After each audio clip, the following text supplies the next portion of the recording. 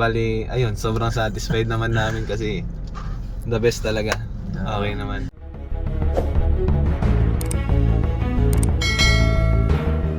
Shoutout guys, nandito po tayo sa lugar po ng Apalit, Pampanga. Sinamahan natin si Sir at si Madam, nandoon po. Yan po. At na-choice po tayo na pumili ng sasakyan na mag-check. Ito po Montero 2017.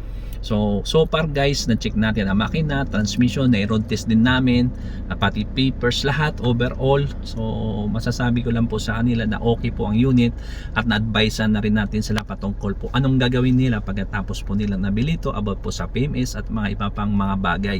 So tanungin na lang natin si Sir kung satisfied po ba sila sa pag-check po ni Mr. Pads sa unit nito. So ano po masabi ninyo Sir? Ano papangalan Sir?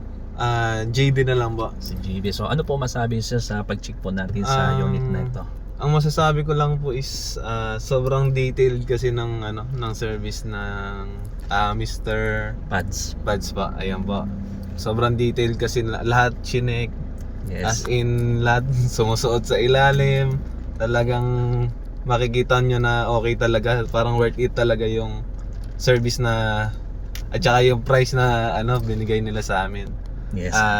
Ayun, tapos nagbigay pa siya ng mga details na kailangan namin i-check once na nakuha na namin yung unit.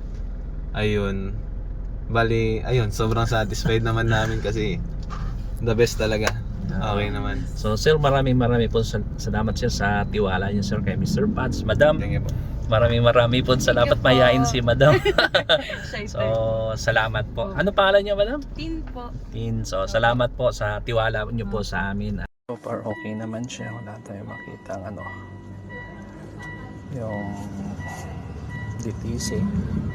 Tingnan natin yung niya. Legit naman yung odometer. 4459. So 459 naman po siya. Okay. Ito po yung report. Ayan. Okay naman po lahat.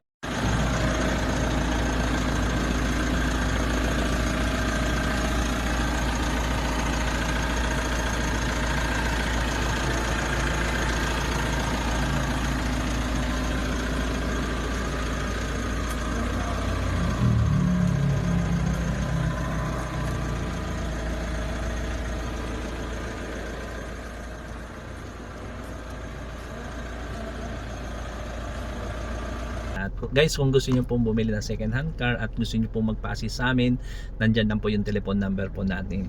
So maraming po salamat. God bless you. So ganito Sir, pagkatapos pala Sir,